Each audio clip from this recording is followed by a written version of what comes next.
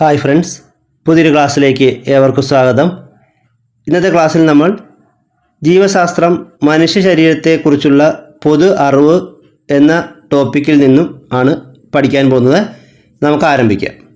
ശരീരത്തിലെ പ്രവർത്തനങ്ങൾ നിയന്ത്രിക്കുകയും ഏകോപിപ്പിക്കുകയും ചെയ്യുന്ന അവയവ വ്യവസ്ഥയാണ് അന്തഃസ്രാവി വ്യവസ്ഥ. ശരീരത്തിലെ പ്രവർത്തനങ്ങൾ നിയന്ത്രിക്കുകയും ഏകോപിപ്പിക്കുകയും ചെയ്യുന്ന അവയവ വ്യവസ്ഥയാണ് അന്തഃസ്രാവി വ്യവസ്ഥ.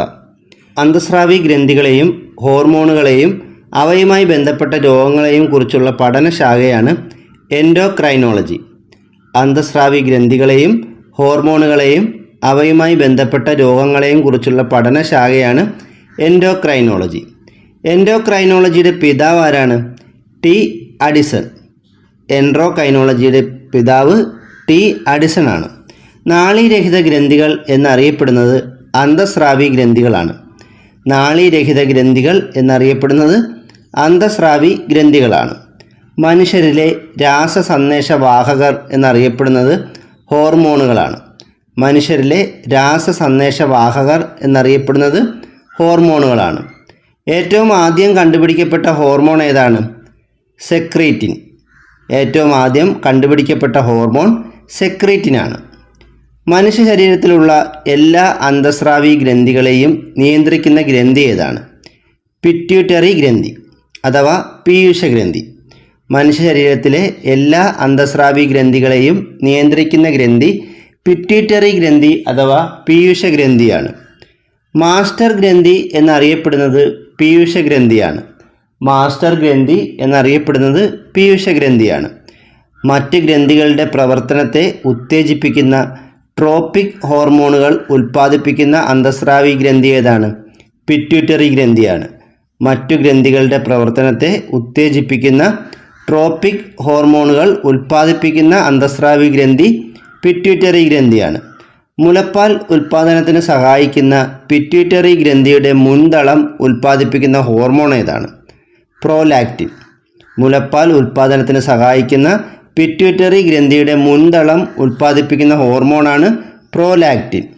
ശരീര വളർച്ച ത്വരിതപ്പെടുത്തുന്ന പീയൂഷഗ്രന്ഥി ഉൽപ്പാദിപ്പിക്കുന്ന ഹോർമോൺ ഏതാണ്? സൊമാറ്റോട്രോപിക് ഹോർമോൺ. ശരീര വളർച്ച ത്വരിതപ്പെടുത്തുന്ന പീയൂഷഗ്രന്ഥി ഉൽപ്പാദിപ്പിക്കുന്ന ഹോർമോണാണ് സൊമാറ്റോട്രോപിക് ഹോർമോൺ. ഈ ഹോർമോൺ വളർച്ചാ ഹോർമോൺ എന്ന പേരിലും അറിയപ്പെടുന്നു. സൊമാറ്റോട്രോപിക് ഹോർമോണാണ് വളർച്ചാ ഹോർമോൺ എന്ന പേരിലും അറിയപ്പെടുന്നത്. തലച്ചോറിൻ്റെ അടിഭാഗത്ത് പയറുവിത്തിൻ്റെ ആകൃതിയിൽ കാണപ്പെടുന്ന ഗ്രന്ഥി ഏതാണ്? പീയൂഷഗ്രന്ഥി. തലച്ചോറിൻ്റെ അടിഭാഗത്ത് പയറുവിത്തിൻ്റെ ആകൃതിയിൽ കാണപ്പെടുന്ന ഗ്രന്ഥിയാണ് പീയൂഷഗ്രന്ഥി. വൃക്കയുടെ മുകളിൽ തൊപ്പി പോലെ കാണപ്പെടുന്ന ഗ്രന്ഥി ഏതാണ്? അഡ്രീനൽ ഗ്രന്ഥി. വൃക്കയുടെ മുകളിൽ തൊപ്പി പോലെ കാണപ്പെടുന്ന ഗ്രന്ഥിയാണ് അഡ്രീനൽ ഗ്രന്ഥി.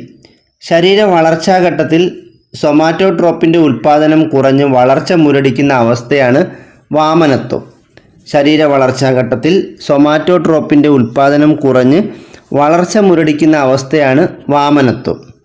സൊമാറ്റോട്രോപ്പിൻ്റെ ഉൽപ്പാദനം അധികമാകുന്നതിൻ്റെ ഫലമായി അമിതമായ ശരീര വളർച്ച ഉണ്ടാകുന്ന അവസ്ഥയാണ് ഭീമാകാരത്വം. സൊമാറ്റോട്രോപ്പിൻ്റെ ഉൽപ്പാദനം അധികമാകുന്നതിൻ്റെ ഫലമായി അമിതമായ ശരീര വളർച്ച ഉണ്ടാകുന്ന അവസ്ഥയാണ് ഭീമാകാരത്വം. സൊമാറ്റോട്രോപ്പിൻ്റെ അമിത ഉൽപ്പാദനം മൂലം മുഖം, താടിയെല്ല്, വിരലുകൾ എന്നിവിടങ്ങളിലെ അസ്ഥികൾ വളരുന്ന അവസ്ഥയാണ് അക്രോമെഗലി. സൊമാറ്റോട്രോപ്പിൻ്റെ അമിത ഉൽപ്പാദനം മൂലം മുഖം, താടിയെല്ല്, വിരലുകൾ എന്നിവിടങ്ങളിലെ അസ്ഥികൾ വളരുന്ന അവസ്ഥയാണ് അക്രോമെഗലി. ഹൈപ്പോതലാമസ് ഉൽപ്പാദിപ്പിക്കുന്ന ഹോർമോണുകൾ ഏതൊക്കെയാണ്? ഓക്സിറ്റോസിനും വാസോപ്രസിനും. ഹൈപ്പോതലാമസ് ഉൽപ്പാദിപ്പിക്കുന്ന ഹോർമോണുകളാണ് ഓക്സിറ്റോസിനും വാസോപ്രസിനും. പ്രസവ പ്രക്രിയയിൽ നിർണായക പങ്ക് വഹിക്കുന്ന ഹോർമോൺ ഏതാണ്? ഓക്സിറ്റോസിൻ. പ്രസവ പ്രക്രിയയിൽ നിർണായക പങ്ക് വഹിക്കുന്ന ഹോർമോൺ ഓക്സിറ്റോസിനാണ്. വൃക്കയിൽ ജലത്തിൻ്റെ പുനരാകിരണത്തിന് സഹായിക്കുന്ന ഹോർമോൺ ഏതാണ്? വാസോപ്രസിൻ. വൃക്കയിൽ ജലത്തിൻ്റെ പുനരാകിരണത്തിന് സഹായിക്കുന്ന ഹോർമോൺ വാസോപ്രസിനാണ്. വാസോപ്രസിൻ തന്നെയാണ് ADH അഥവാ ആൻറ്റി ഡയൂററ്റിക് ഹോർമോൺ എന്നും അറിയപ്പെടുന്നത്. വാസോപ്രസിൻ കുറയുമ്പോൾ ഉണ്ടാകുന്ന രോഗം ഏതാണ്? Diabetes insipidus. വാസോപ്രസിൻ കുറയുമ്പോൾ ഉണ്ടാകുന്ന രോഗമാണ് ഡയബറ്റിസ് ഇൻസിപ്പിഡസ്. രക്തത്തിൽ ഗ്ലൂക്കോസിൻ്റെ അളവ് വർദ്ധിക്കുന്ന അവസ്ഥയാണ് ഡയബറ്റിസ് മെലിറ്റസ്. രക്തത്തിൽ ഗ്ലൂക്കോസിൻ്റെ അളവ് വർദ്ധിക്കുന്ന അവസ്ഥയാണ് ഡയബറ്റിസ് മെലിറ്റസ്. കഴുത്തിൽ സ്വനപേടകത്തിന് തൊട്ട് താഴെയായി സ്ഥിതി ചെയ്യുന്ന അന്തസ്രാവി ഗ്രന്ഥി ഏതാണ്? തൈറോയ്ഡ് ഗ്രന്ഥി. കഴുത്തിൽ സ്വനപേടകത്തിന് തൊട്ട് താഴെയായി സ്ഥിതി ചെയ്യുന്ന അന്തസ്രാവി ഗ്രന്ഥിയാണ് തൈറോയ്ഡ് ഗ്രന്ഥി. തൈറോയ്ഡ് ഗ്രന്ഥി ഉൽപ്പാദിപ്പിക്കുന്ന ഹോർമോണുകളാണ് തൈറോക്സിനും കാൽസിട്ടോണിനും. തൈറോയ്ഡ് ഗ്രന്ഥി ഉൽപ്പാദിപ്പിക്കുന്ന ഹോർമോണുകൾ ഏതൊക്കെയാണ്? Thyroxine, calcitonin. ഉപാപചയ പ്രവർത്തനങ്ങളുടെ നിരക്ക് ഉയർത്തുന്ന ഹോർമോൺ ഏതാണ്? തൈറോക്സിൻ. ഉപാപചയ പ്രവർത്തനങ്ങളുടെ നിരക്ക് ഉയർത്തുന്ന ഹോർമോണാണ് തൈറോക്സിൻ. ഭ്രൂണാവസ്ഥയിലും ശൈശവാവസ്ഥയിലും മസ്തിഷ്കത്തിൻ്റെ വളർച്ചയും വികാസവും ത്വരിതപ്പെടുത്തുന്ന ഹോർമോൺ ഏതാണ്? തൈറോക്സിൻ. ഭ്രൂണാവസ്ഥയിലും ശൈശവാവസ്ഥയിലും മസ്തിഷ്കത്തിൻ്റെ വളർച്ചയും വികാസവും ത്വരിതപ്പെടുത്തുന്ന ഹോർമോൺ തൈറോക്സിനാണ്. മനുഷ്യനിലെ ഏറ്റവും വലിയ അന്തസ്രാവി ഗ്രന്ഥി ഏതാണ്? തൈറോയ്ഡ് ഗ്രന്ഥി. മനുഷ്യനിലെ ഏറ്റവും വലിയ അന്തസ്രാവി ഗ്രന്ഥി തൈറോയ്ഡ് ഗ്രന്ഥിയാണ്. മനുഷ്യനിലെ ഏറ്റവും ചെറിയ അന്തസ്രാവി ഗ്രന്ഥി പിറ്റ്യൂട്ടറി ഗ്രന്ഥി അഥവാ പീയൂഷ ഗ്രന്ഥിയാണ്. മനുഷ്യനിലെ ഏറ്റവും ചെറിയ അന്തസ്രാവി ഗ്രന്ഥി പിറ്റ്യൂട്ടറി ഗ്രന്ഥി അഥവാ പീയൂഷ ഗ്രന്ഥിയാണ്. കുട്ടികളിലെ ശരീര വളർച്ചയെ നിയന്ത്രിക്കുന്ന ഹോർമോൺ ഏതാണ്? തൈറോക്സിൻ. കുട്ടികളിലെ ശരീര വളർച്ചയെ നിയന്ത്രിക്കുന്ന ഹോർമോൺ തൈറോക്സിനാണ്. തൈറോക്സിൻ്റെ ഉൽപ്പാദനത്തിന് ആവശ്യമായ മൂലകം ഏതാണ്? അയഡിൻ. തൈറോക്സിൻ്റെ ഉൽപ്പാദനത്തിന് ആവശ്യമായ മൂലകം അയഡിനാണ്. അയഡിൻ്റെ കുറവ് മൂലം തൈറോയ്ഡ് ഗ്രന്ഥി വീർത്ത് വലുതാകുന്ന അവസ്ഥ ഏതാണ്? ഗോയിറ്റർ. അയഡിൻ്റെ കുറവ് മൂലം തൈറോയ്ഡ് ഗ്രന്ഥി വീർത്ത് വലുതാകുന്ന അവസ്ഥയാണ് ഗോയിറ്റർ. തൈറോക്സിൻ്റെ കുറവ് മൂലം കുട്ടികളിൽ ഉണ്ടാകുന്ന രോഗമാണ് ക്രെറ്റിനിസം. തൈറോക്സിൻ്റെ കുറവ് മൂലം കുട്ടികളിൽ ഉണ്ടാകുന്ന രോഗമാണ് ക്രെറ്റിനിസം. തൈറോക്സിൻ്റെ കുറവ് മൂലം മുതിർന്നവരിൽ ഉണ്ടാകുന്ന രോഗം ഏതാണ്? മിക്സഡിമ. തൈറോക്സിൻ്റെ കുറവ് മൂലം കുട്ടികളിൽ ഉണ്ടാകുന്ന രോഗമാണ് ക്രെറ്റിനിസം. തൈറോക്സിൻ്റെ കുറവ് മൂലം മുതിർന്നവരിൽ ഉണ്ടാകുന്ന രോഗം മിക്സഡിമയാണ്. തൈറോക്സിൻ്റെ അധികോൽപാദനം മൂലം ഉണ്ടാകുന്ന രോഗമാണ് എക്സോഫ്താൽമിക് ഗോയിറ്റർ അഥവാ ഗ്രേവ്സ് ഡിസീസ്. തൈറോക്സിൻ്റെ അധികോൽപാദനം മൂലം ഉണ്ടാകുന്ന രോഗമാണ് എക്സോഫ്താൽമിക് ഗോയിറ്റർ. ഇത് തന്നെയാണ് ഗ്രേവ്സ് ഡിസീസ് എന്നും അറിയപ്പെടുന്നത്. രക്തത്തിലെ അധികമുള്ള കാൽസ്യത്തിൻ്റെ അളവ് കുറച്ച് സാധാരണ നിലയിൽ എത്തിക്കുന്ന ഹോർമോൺ ഏതാണ്? കാൽസിട്ടോണിൻ. രക്തത്തിലെ അധികമുള്ള കാൽസ്യത്തിൻ്റെ അളവ് കുറച്ച് സാധാരണ നിലയിൽ എത്തിക്കുന്ന ഹോർമോൺ കാൽസിട്ടോണിനാണ്. പാരാതൈറോയ്ഡ് ഗ്രന്ഥി ഉൽപ്പാദിപ്പിക്കുന്ന ഹോർമോൺ ഏതാണ്? പാരാതോർമോൺ. പാരാതൈറോയ്ഡ് ഗ്രന്ഥി ഉൽപ്പാദിപ്പിക്കുന്ന ഹോർമോണാണ് പാരാതോർമോൺ. രക്തത്തിൽ കാൽസ്യത്തിൻ്റെ അളവ് കുറയുമ്പോൾ കാൽസ്യത്തിൻ്റെ തോത് ഉയർത്തി സാധാരണ നിലയിലാക്കുന്ന ഹോർമോൺ ഏതാണ്? പാരാതോർമോൺ. രക്തത്തിൽ കാൽസ്യത്തിൻ്റെ അളവ് കുറയുമ്പോൾ കാൽസ്യത്തിൻ്റെ തോത് ഉയർത്തി സാധാരണ നിലയിലാക്കുന്ന ഹോർമോൺ പാരാതോർമോണാണ്. പാരാതോർമോണിൻ്റെ അഭാവത്തിൽ ഉണ്ടാകുന്ന രോഗം ഏതാണ്? ടെറ്റനി. പാരാതോർമോണിൻ്റെ അഭാവത്തിൽ ഉണ്ടാകുന്ന രോഗമാണ് ടെറ്റനി. ടെറ്റനി ഏത് അവയവത്തെ ബാധിക്കുന്ന രോഗമാണ്? പേശികളെ ബാധിക്കുന്ന രോഗമാണ് ടെറ്റനി. വിശപ്പ് അനുഭവപ്പെടാൻ കാരണമായ ഹോർമോൺ ഏതാണ്? ഗ്രലിൻ. വിശപ്പ് അനുഭവപ്പെടാൻ കാരണമായ ഹോർമോൺ ഗ്രലിനാണ്. ഭക്ഷണപദാർത്ഥങ്ങൾ ഇല്ലാതെ വരുമ്പോൾ ആമാശയത്തിൽ ഉൽപ്പാദിപ്പിക്കപ്പെടുന്ന ഒരു ഹോർമോണാണ് ഗ്രലിൻ. ഭക്ഷണപദാർത്ഥങ്ങൾ ഇല്ലാതെ വരുമ്പോൾ ആമാശയത്തിൽ ഉൽപ്പാദിപ്പിക്കപ്പെടുന്ന ഹോർമോണാണ് ഗ്രലിൻ. ബഹിർസ്രാവി ഗ്രന്ഥിയായും അന്തസ്രാവി ഗ്രന്ഥിയായും പ്രവർത്തിക്കുന്ന ഗ്രന്ഥി ഏതാണ്? ആഗ്നേയ ഗ്രന്ഥി. ബഹിർസ്രാവി ഗ്രന്ഥിയായും അന്തസ്രാവി ഗ്രന്ഥിയായും പ്രവർത്തിക്കുന്ന ഗ്രന്ഥി ആഗ്നേയ ഗ്രന്ഥി അഥവാ പാൻക്രിയാസിസ് ആണ്. സ്വീറ്റ് ബ്രെഡ് എന്നറിയപ്പെടുന്ന ഗ്രന്ഥി ഏതാണ്? പാൻക്രിയാസ്. സ്വീറ്റ് ബ്രെഡ് എന്നറിയപ്പെടുന്ന ഗ്രന്ഥി പാൻക്രിയാസ് ആണ്. മൂത്രത്തിലെ ഗ്ലൂക്കോസിൻ്റെ അളവ് അറിയാൻ ഉപയോഗിക്കുന്ന ലായനി ഏതാണ്? ബെനഡിക്റ്റ് ലായനി. മൂത്രത്തിലെ ഗ്ലൂക്കോസിൻ്റെ അളവ് അറിയാൻ ഉപയോഗിക്കുന്ന ലായനി ബെനഡിക്റ്റ് ലായനിയാണ്. മനുഷ്യരിലെ രക്തത്തിലെ ഗ്ലൂക്കോസിൻ്റെ സാധാരണ അളവ് എത്രയാണ്? 70 110 mg 100 ml. അതായത് 100 മില്ലി രക്തത്തിൽ 70നും 110 മില്ലിഗ്രാമിനും ഇടയിലായിരിക്കണം ഗ്ലൂക്കോസിൻ്റെ അളവ്. 100 മില്ലി രക്തത്തിൽ 70നും 110 മില്ലിഗ്രാമിനും ഇടയിലായിരിക്കണം ഗ്ലൂക്കോസിൻ്റെ അളവ്. ഇതാണ് മനുഷ്യരിലെ രക്തത്തിൻ്റെ ഗ്ലൂക്കോസിൻ്റെ സാധാരണ അളവ്. ലോക പ്രമേഹ ദിനം എന്നാണ്? നവംബർ 14. ലോക പ്രമേഹ ദിനം നവംബർ 14 ലോക പ്രമേഹ ദിനത്തിൻ്റെ ലോഗോ എന്താണ്? നീലവൃത്തം. ലോക പ്രമേഹ ദിനത്തിൻ്റെ ലോഗോ നീലവൃത്തമാണ്. അതിവൃക്ക ഗ്രന്ഥി എന്നറിയപ്പെടുന്ന ഗ്രന്ഥി ഏതാണ്? അഡ്രീനൽ ഗ്രന്ഥി. അതിവൃക്ക ഗ്രന്ഥി എന്നറിയപ്പെടുന്ന ഗ്രന്ഥി അഡ്രീനൽ ഗ്രന്ഥിയാണ്. കോർട്ടിസോളിൻ്റെ അപര്യാപ്തത മൂലമുണ്ടാകുന്ന രോഗം ഏതാണ്? അഡിസൺസ് രോഗം. കോർട്ടിസോളിൻ്റെ അപര്യാപ്തത മൂലമുണ്ടാകുന്ന രോഗമാണ് അഡിസൺസ് രോഗം. കോർട്ടിസോളിൻ്റെ അധികോൽപാദനം മൂലം ഉണ്ടാകുന്ന രോഗമാണ് കുഷിൻസ് സിൻഡ്രോം. കോർട്ടിസോളിൻ്റെ അധികോൽപാദനം മൂലം ഉണ്ടാകുന്ന രോഗം ഏതാണ്? കുഷിൻസ് സിൻഡ്രോം. ഭയമുണ്ടാകുന്ന അവസരങ്ങളിൽ ശരീരത്തിൽ ഉൽപ്പാദിപ്പിക്കപ്പെടുന്ന ഹോർമോൺ ഏതാണ്? അഡ്രിനാലിൻ. ഭയമുണ്ടാകുന്ന അവസരങ്ങളിൽ ശരീരത്തിൽ ഉൽപ്പാദിപ്പിക്കപ്പെടുന്ന ഹോർമോണാണ് അഡ്രിനാലിൻ. സ്ത്രീകളിൽ പുരുഷ സ്വഭാവം പ്രകടമാക്കുന്ന അവസ്ഥയാണ് വിറുലിസം. സ്ത്രീകളിൽ പുരുഷ സ്വഭാവം പ്രകടമാക്കുന്ന അവസ്ഥ ഏതാണ്? വിറുലിസം. ഇതുപോലെ പുരുഷന്മാരിൽ സ്ത്രൈണത പ്രകടമാക്കുന്ന അവസ്ഥ ഏതാണ്? ഗൈനക്കോമാസ്റ്റിയ. പുരുഷന്മാരിൽ സ്ത്രൈണത പ്രകടമാക്കുന്ന അവസ്ഥയാണ് ഗൈനക്കോമാസ്റ്റിയ. അണ്ഡാശയങ്ങൾ ഉൽപ്പാദിപ്പിക്കുന്ന ഹോർമോണുകളാണ് ഈസ്ട്രോജനും പ്രൊജസ്റ്ററോണും. അണ്ഡാശയങ്ങൾ ഉൽപ്പാദിപ്പിക്കുന്ന ഹോർമോണുകൾ ഏതൊക്കെയാണ്? ഈസ്ട്രോജനും പ്രൊജസ്റ്ററോണും. സ്ത്രീകളിൽ ലൈംഗിക വളർച്ച, ആർത്തവചക്രം, അണ്ഡോൽപാദനം എന്നിവ നിയന്ത്രിക്കുന്ന ഹോർമോൺ ഏതാണ്? ഈസ്ട്രോജനാണ്. സ്ത്രീകളിൽ ലൈംഗിക വളർച്ച, ആർത്തവചക്രം, അണ്ഡോൽപാദനം എന്നിവ നിയന്ത്രിക്കുന്ന ഹോർമോൺ ഈസ്ട്രോജനാണ്. ഭ്രൂണത്തെ ഗർഭാശയത്തിൽ നിലനിർത്താൻ സഹായിക്കുന്ന ഹോർമോൺ ഏതാണ്? പ്രൊജസ്റ്ററോൺ. ഭ്രൂണത്തെ ഗർഭാശയത്തിൽ നിലനിർത്താൻ സഹായിക്കുന്ന ഹോർമോൺ പ്രൊജസ്റ്ററോണാണ്. മാറലിന് താഴെയായി സ്ഥിതി ചെയ്യുന്ന അന്തസ്രാവി ഗ്രന്ഥി ഏതാണ്? തൈമസ് ഗ്രന്ഥി. മാറലിന് താഴെയായി സ്ഥിതി ചെയ്യുന്ന അന്തസ്രാവി ഗ്രന്ഥിയാണ് തൈമസ് ഗ്രന്ഥി. ശൈശവഘട്ടത്തിൽ വളരെ സജീവമായി പ്രവർത്തിക്കുകയും പ്രായപൂർത്തിയാകുമ്പോൾ ചുരുങ്ങി ചെറുതാകുകയും ചെയ്യുന്ന ഗ്രന്ഥി ഏതാണ്? തൈമസ് ഗ്രന്ഥി. ശൈശവഘട്ടത്തിൽ വളരെ സജീവമായി പ്രവർത്തിക്കുകയും പ്രായപൂർത്തിയാകുമ്പോൾ ചുരുങ്ങി ചെറുതാകുകയും ചെയ്യുന്ന ഗ്രന്ഥിയാണ് തൈമസ് ഗ്രന്ഥി. തൈമസ് ഗ്രന്ഥി ഉൽപ്പാദിപ്പിക്കുന്ന ഹോർമോണാണ് തൈമോസിൻ. തൈമസ് ഗ്രന്ഥി ഉൽപ്പാദിപ്പിക്കുന്ന ഹോർമോണാണ് തൈമോസിൻ. ഉറങ്ങാൻ സഹായിക്കുന്ന ഹോർമോൺ ഏതാണ്? മെലാട്ടോണിൻ. ഉറങ്ങാൻ സഹായിക്കുന്ന ഹോർമോൺ മെലാട്ടോണിനാണ്. മെലാട്ടോണിൻ, സെറോട്ടോണിൻ എന്നീ ഹോർമോണുകൾ ഉൽപ്പാദിപ്പിക്കുന്ന ഏത് ഗ്രന്ഥിയാണ്? പീനിയൽ ഗ്രന്ഥി. മെലാട്ടോണിൻ, സെറോട്ടോണിൻ എന്നീ ഹോർമോണുകൾ ഉൽപ്പാദിപ്പിക്കുന്ന ഗ്രന്ഥി പീനിയൽ ഗ്രന്ഥിയാണ്. ഇനി നമുക്ക് ചില അപരനാമങ്ങൾ നോക്കാം. ആദാമിൻ്റെ ആപ്പിൾ എന്നറിയപ്പെടുന്ന ഗ്രന്ഥി തൈറോയ്ഡ് ഗ്രന്ഥിയാണ്. ആദാമിൻ്റെ ആപ്പിൾ എന്നറിയപ്പെടുന്നത് തൈറോയ്ഡ് ഗ്രന്ഥിയാണ്.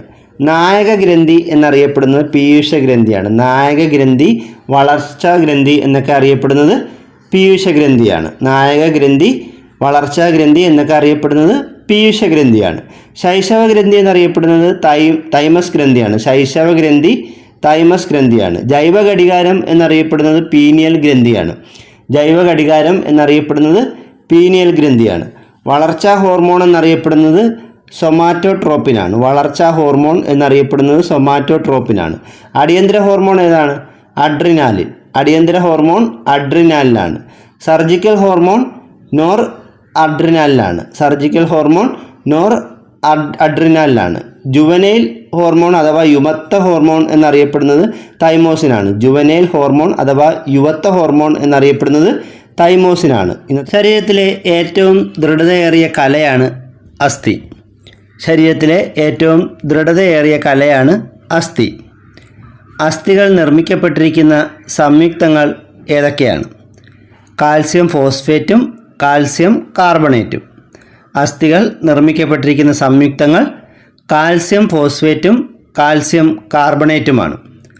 അസ്ഥികളിൽ ഏറ്റവും കൂടുതൽ കാണപ്പെടുന്ന സംയുക്തം ഏതാണ്? കാൽസ്യം ഫോസ്ഫേറ്റ് ആണ്. അസ്ഥികളിൽ ഏറ്റവും കൂടുതൽ കാണപ്പെടുന്ന സംയുക്തം കാൽസ്യം ഫോസ്ഫേറ്റ് ആണ്. അസ്ഥികളിൽ ഏറ്റവും കൂടുതൽ അടങ്ങിയിട്ടുള്ള ലോഹമൂലകം ഏതാണ്? കാൽസ്യം. അസ്ഥികളിൽ ഏറ്റവും കൂടുതൽ അടങ്ങിയിട്ടുള്ള ലോഹമൂലകം കാൽസ്യമാണ്. അസ്ഥികളിലെ ജലത്തിൻ്റെ അളവ് എത്ര ശതമാനമാണ്? 25%. അസ്ഥികളിലെ ജലത്തിൻ്റെ അളവ് 25%. മനുഷ്യ ശരീരത്തിലെ ആകെ അസ്ഥികളുടെ എണ്ണം എത്രയാണ്? 206. മനുഷ്യ ശരീരത്തിലെ ആകെ അസ്ഥികളുടെ എണ്ണം 206 ആണ്. അത് തന്നെ രണ്ടായി തിരിച്ചിട്ടുണ്ട്, അശാസ്തികൂടമെന്നും അനുബന്ധ അസ്ഥികൂടമെന്നും. ഇതിൽ അശാസ്തികൂടത്തിലെ അസ്ഥികളുടെ എണ്ണം 80 ആണ്. അശാസ്തികൂടത്തിലെ അസ്ഥികളുടെ എണ്ണം 80 ആണ്. അനുബന്ധ അസ്ഥികൂടത്തിലെ അസ്ഥികളുടെ എണ്ണം എത്രയാണ്? 126. അനുബന്ധ അസ്ഥികൂടത്തിലെ അസ്ഥികളുടെ എണ്ണം 126 ആണ്. നവജാത ശിശുക്കളുടെ അസ്ഥികളുടെ എണ്ണം എത്രയാണ്? 300. നവജാത ശിശുക്കളുടെ അസ്ഥികളുടെ എണ്ണം 300 ആണ്. അശാസ്തികൂടത്തിൽ ഉൾപ്പെടുന്ന അസ്ഥികൾ തലയോട്, മാറല്ല്, വാരിയെല്ലുകൾ, നട്ടെല്ല് എന്നിവയാണ്. അശാസ്തികൂടത്തിൽ ഉൾപ്പെടുന്ന അസ്ഥികൾ ഏതൊക്കെയാണ്? തലയോട്, മാറല്ല്, വാരിയെല്ലുകൾ, നട്ടെല്ല് എന്നിവയാണ്. അനുബന്ധ അസ്ഥികൂടത്തിൽ ഉൾപ്പെടുന്ന അസ്ഥികൾ ഏതൊക്കെയാണ്? കൈകാലുകളിലെ അസ്ഥികൾ, തോളല്ല്, ഇടുപ്പല്ല് എന്നിവയാണ്. അനുബന്ധ അസ്ഥികൂടത്തിൽ ഉൾപ്പെടുന്ന അസ്ഥികൾ കൈകാലുകളിലെ അസ്ഥികൾ, തോളല്ല്, ഇടുപ്പല്ല് എന്നിവയാണ്. മനുഷ്യ ശരീരത്തിലെ ഏറ്റവും വലിയ അസ്ഥി ഏതാണ്? തുടയെല്ല് അഥവാ ഫീമർ. മനുഷ്യ ശരീരത്തിലെ ഏറ്റവും വലിയ അസ്ഥി തുടയെല്ല് അഥവാ ഫീമർ ആണ്. മനുഷ്യ ശരീരത്തിലെ ഏറ്റവും ചെറിയ അസ്ഥി ഏതാണ്? സ്റ്റേപ്പിസ്. ചെവിയിലുള്ള അസ്ഥിയാണ് സ്റ്റേപ്പിസ്. മനുഷ്യ ശരീരത്തിലെ ഏറ്റവും ചെറിയ അസ്ഥി ചെവിയിലെ അസ്ഥിയായ സ്റ്റേപ്പിസ് ആണ്. കാൽമുട്ടിലെ അസ്ഥിയുടെ പേരെന്താണ്? പാറ്റല്ല. കാൽമുട്ടിലെ അസ്ഥിയുടെ പേര് പാറ്റല്ല എന്നാണ്. മുട്ടുചിരട്ടയുടെ ശാസ്ത്രീയ നാമം എന്താണ്? പാറ്റല്ല. മുട്ടുചിരട്ടയുടെ ശാസ്ത്രീയ നാമം പാറ്റല്ല എന്നാണ്. തലയോട്ടിയിലെ അസ്ഥികളിൽ ചലന സ്വാതന്ത്ര്യമുള്ള ഏക അസ്ഥി ഏതാണ്? കീഴ്ത്താടിയിലെ അസ്ഥി. തലയോട്ടിയിലെ അസ്ഥികളിൽ ചലന സ്വാതന്ത്ര്യമുള്ള ഏക അസ്ഥി കീഴ്ത്താടിയിലെ അസ്ഥിയാണ്. ശരീരത്തിലെ ഏറ്റവും ബലമുള്ള അസ്ഥി ഏതാണ്? കീഴ്ത്താടിയെല്ല്. ശരീരത്തിലെ ഏറ്റവും ബലമുള്ള അസ്ഥി കീഴ്ത്താടിയെല്ലാണ്. നവജാത ശിശുവിൻ്റെ നട്ടെല്ലിലെ കശേരുക്കളുടെ എണ്ണം എത്രയാണ്? 33. നവജാത ശിശുവിൻ്റെ നട്ടെല്ലിലെ കശേരുക്കളുടെ എണ്ണം 33 ആണ്. പ്രായപൂർത്തിയായ ആളുകളിലെ നട്ടെല്ലിലെ കശേരുക്കളുടെ എണ്ണം 26 ആണ്. പ്രായപൂർത്തിയായ ആളുകളിലെ നട്ടെല്ലിലെ കശേരുക്കളുടെ എണ്ണം 26 ആണ്. നട്ടെല്ലിലെ ആദ്യത്തെ കശേരു അറ്റ്ലസ് ആണ്. നട്ടെല്ലിലെ ആദ്യത്തെ കശേരു അറ്റ്ലസും അവസാനത്തെ കശേരു കോക്സിക്സുമാണ്. നട്ടെല്ലിലെ ആദ്യത്തെ കശേരു അറ്റ്ലസും അവസാനത്തെ കശേരു കോക്സിക്സുമാണ്. തലയിലെ അഥവാ തലയോട്ടിയിലെ ആകെ അസ്ഥികളുടെ എണ്ണം എത്രയാണ്? 29. തലയിലെ അല്ലെങ്കിൽ തലയോട്ടിയിലെ എന്ന് ചോദിക്കാം. ആകെ അസ്ഥികളുടെ എണ്ണം 29 ആണ്. മുഖത്തെ ആകെ അസ്ഥികളുടെ എണ്ണം എത്രയാണ്? 14. മുഖത്തെ ആകെ അസ്ഥികളുടെ എണ്ണം 14 ആണ്. അസ്ഥിക്കുണ്ടാവുന്ന ഒടിവ് അറിയപ്പെടുന്നത് അസ്ഥിഭംഗം എന്നാണ്. അസ്ഥിക്കുണ്ടാവുന്ന ഒടിവ് അറിയപ്പെടുന്ന പേരെന്താണ്? അസ്ഥിഭംഗം എന്നാണ്. അസ്ഥിക്ക് മാത്രം പൊട്ടലുണ്ടാകുന്നതാണ് ലഘുഭംഗം. അസ്ഥിക്ക് മാത്രം പൊട്ടലുണ്ടാകുന്നതാണ് ലഘുഭംഗം. അസ്ഥിക്ക് ചുറ്റുമുള്ള മാംസത്തിനും മുറിവ് സംഭവിക്കുന്നതാണ് വിഷമഭംഗം. അസ്ഥിക്ക് ചുറ്റുമുള്ള മാംസത്തിനും മുറിവ് സംഭവിക്കുന്നതാണ് വിഷമഭംഗം. മനുഷ്യൻ്റെ വാരിയെല്ലുകളുടെ എണ്ണം എത്രയാണ്? 24. മനുഷ്യൻ്റെ വാരിയെല്ലുകളുടെ എണ്ണം 24 അല്ലെങ്കിൽ 12 ജോഡിയാണ്. മനുഷ്യൻ്റെ കഴുത്തിലെ അസ്ഥികളുടെ എണ്ണം എത്രയാണ്? 7. കഴുത്തിലെ അസ്ഥികളുടെ എണ്ണം 7 ആണ്.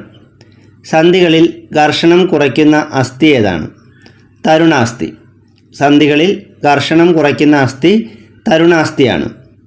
അസ്ഥികൂടം മുഴുവൻ തരുണാസ്ഥികളാൽ നിർമ്മിതമായ ജീവികൾ ഏതൊക്കെയാണ്? സ്രാവ്, തിരണ്ടി.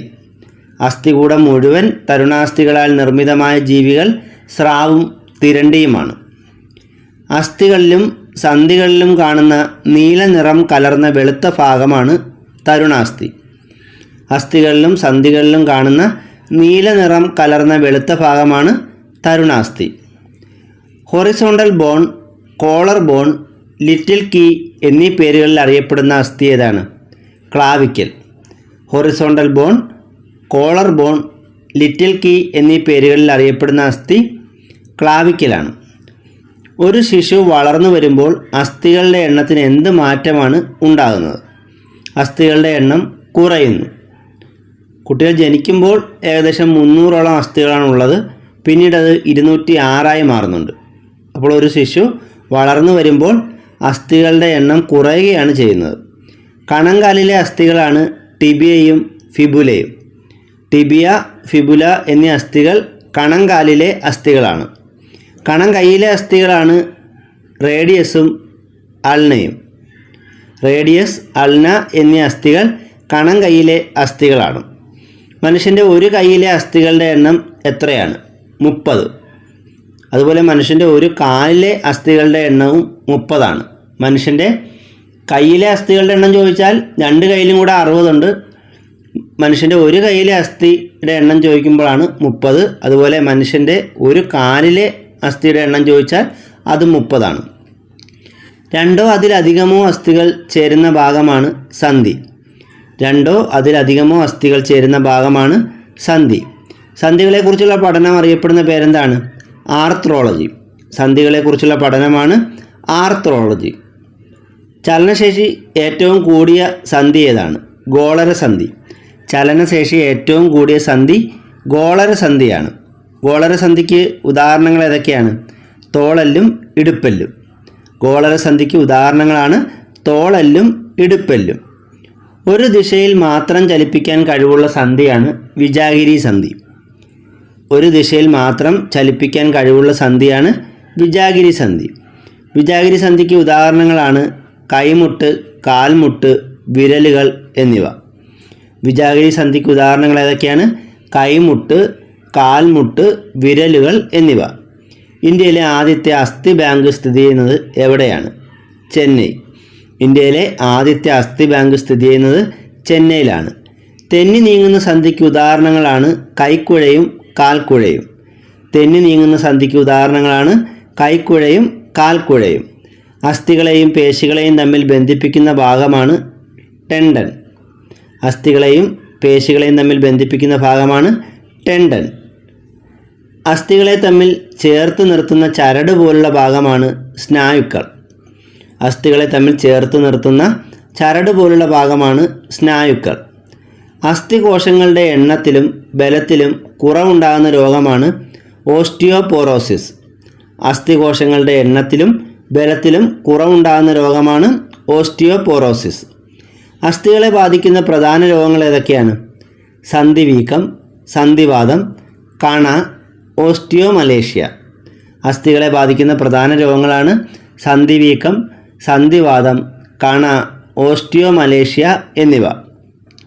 യൂറിക് ആസിഡ് അസ്ഥികളിൽ അടിഞ്ഞുകൂടി ഉണ്ടാകുന്ന വീക്കമാണ് ഗൗട്ട്. യൂറിക് ആസിഡ് അസ്ഥികളിൽ അടിഞ്ഞുകൂടി ഉണ്ടാകുന്ന വീക്കമാണ് ഗൗട്ട്. സ്നായുക്കൾ വലിയുകയോ പൊട്ടുകയോ ചെയ്യുന്നത് അറിയപ്പെടുന്നത് ഏത് പേരിലാണ്? ഉളുക്ക്. സ്നായുക്കൾ വലിയുകയോ പൊട്ടുകയോ ചെയ്യുന്ന അവസ്ഥയാണ് ഉളുക്കെന്ന് നമ്മൾ പറയാറുള്ളത്. പേശികളെക്കുറിച്ചുള്ള പഠനം അറിയപ്പെടുന്ന പേരെന്താണ്? മയോളജി. പേശികളെക്കുറിച്ചുള്ള പഠനമാണ് മയോളജി. മനുഷ്യ ശരീരത്തിലെ ആകെ പേശികളുടെ എണ്ണം എത്രയാണ്? 639.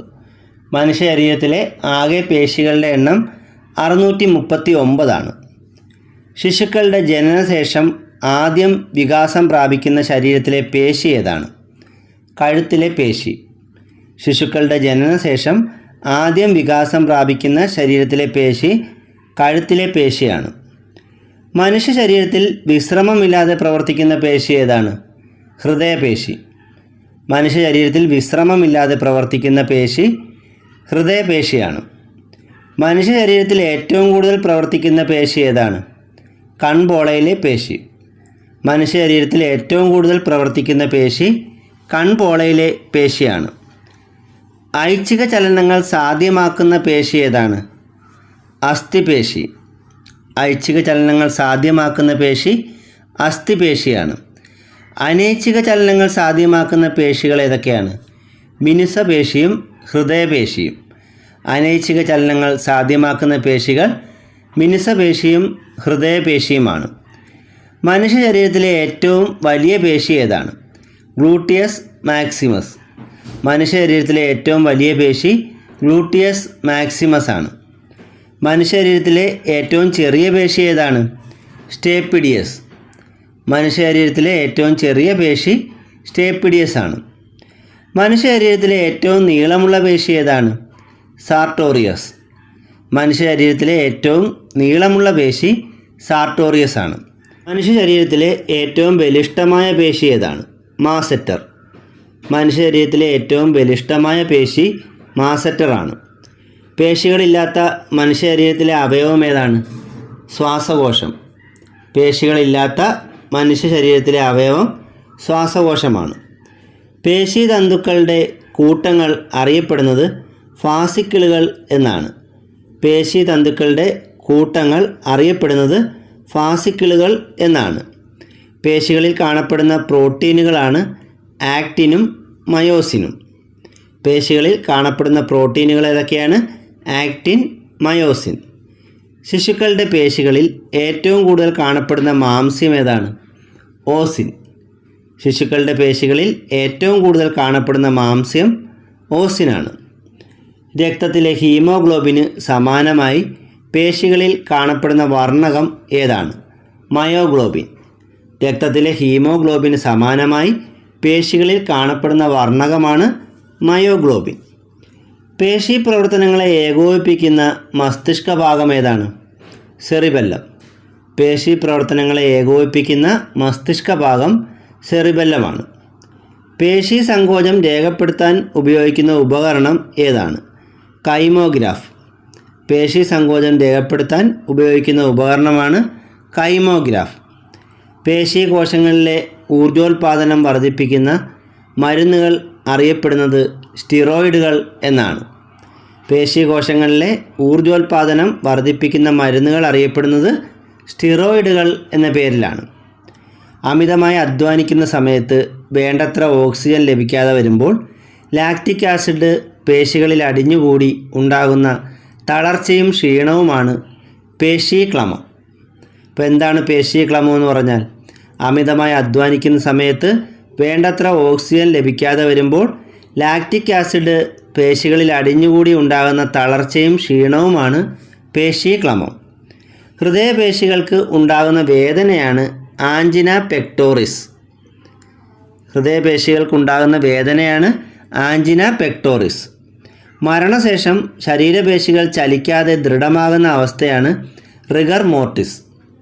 മരണശേഷം ശരീരപേശികൾ ചലിക്കാതെ ദൃഢമാകുന്ന അവസ്ഥയാണ് റിഗർ മോർട്ടിസ്. രക്തത്തിൽ കാൽസ്യത്തിൻ്റെ അളവ് ക്രമാതീതമായി കുറഞ്ഞാൽ ഉണ്ടാകുന്ന പേശികളുടെ കോച്ചി വലിവാണ് ടെറ്റനി. രക്തത്തിൽ കാൽസ്യത്തിൻ്റെ അളവ് ക്രമാതീതമായി കുറഞ്ഞാൽ ഉണ്ടാകുന്ന പേശികളുടെ കോച്ചി വലിവാണ് ടെറ്റനി എന്ന രോഗം. ശരീരത്തിൽ ഉണ്ടാകുന്ന മുറിവിലൂടെ ക്ലോസ്ട്രീഡിയം ബാക്ടീരിയ ഉള്ളിൽ പ്രവേശിക്കുമ്പോൾ ഉണ്ടാകുന്ന രോഗം ഏതാണ്? ടെറ്റനസ്.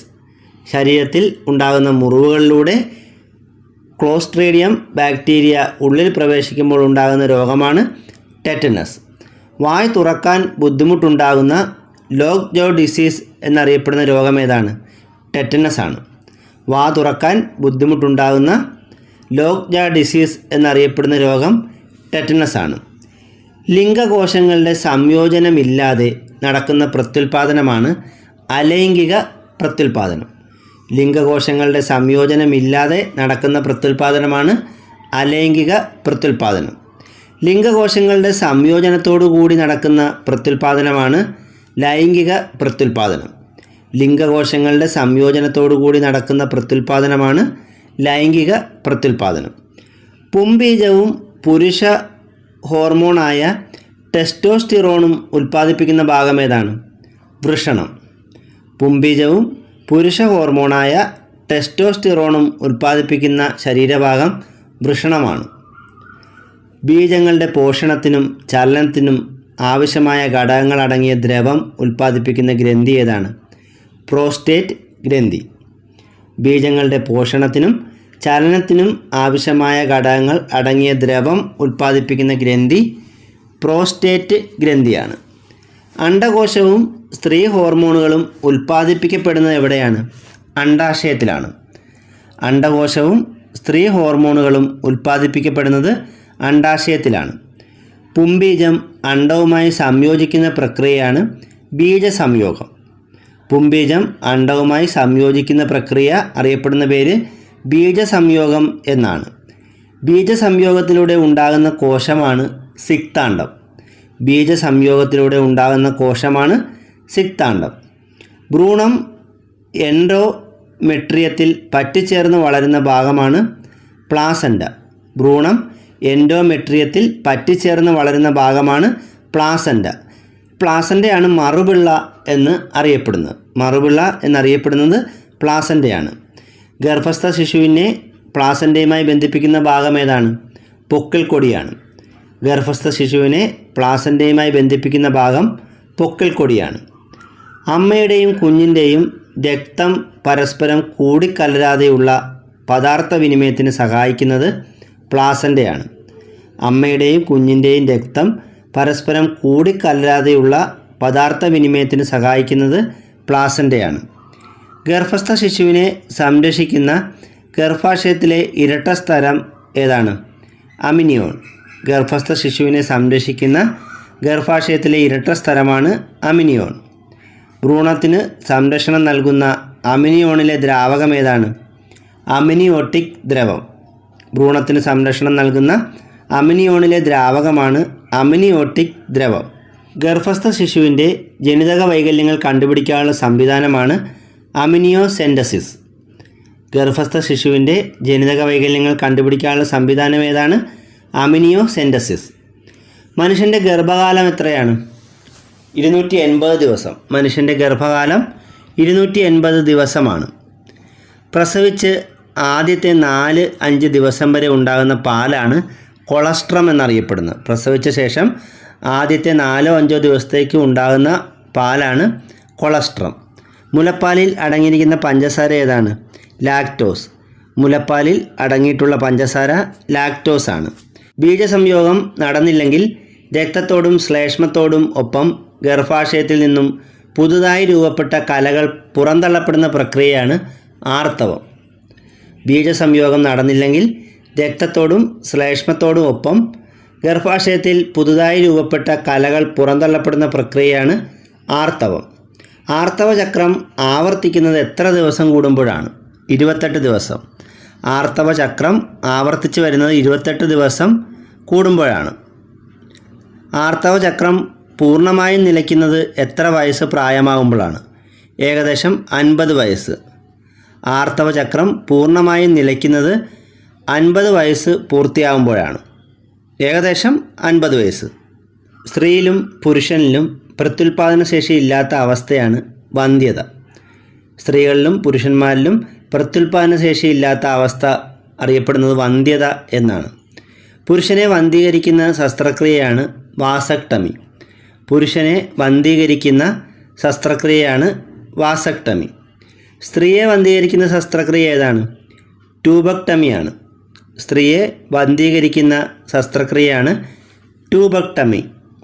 ലോകത്തിലെ ആദ്യത്തെ ടെസ്റ്റ് ട്യൂബ് ശിശു ലൂയിസ് ബ്രൗൺ ആണ്. 1978 ഇംഗ്ലണ്ടിൽ ജനിച്ച ലൂയിസ് ബ്രൗൺ ആണ് ലോകത്തിലെ ആദ്യത്തെ ടെസ്റ്റ് ട്യൂബ് ശിശു. ഇന്ത്യയിലെ ആദ്യത്തെ ടെസ്റ്റ് ട്യൂബ് ശിശു ബേബി ദുർഗയാണ്. 1978 കൊൽക്കത്തയിൽ ജന്മം നൽകിയ ബേബി ദുർഗയാണ് ഇന്ത്യയിലെ ആദ്യത്തെ ടെസ്റ്റ് ട്യൂബ് ശിശു. ഇന്ത്യയിലെ രണ്ടാമത്തെ ടെസ്റ്റ് ട്യൂബ് ശിശു ബേബി ഹർഷയാണ്. ഇന്ത്യയിലെ രണ്ടാമത്തെ ടെസ്റ്റ് ട്യൂബ് ശിശു ബേബി ഹർഷയാണ്. ഇന്നത്തെ ക്ലാസ് ഇവിടെ അവസാനിച്ചിരിക്കുകയാണ്. കൂടുതൽ അറിവുകളുമായി മറ്റൊരു ക്ലാസ്സിൽ വീണ്ടും കാണാം. Thank you.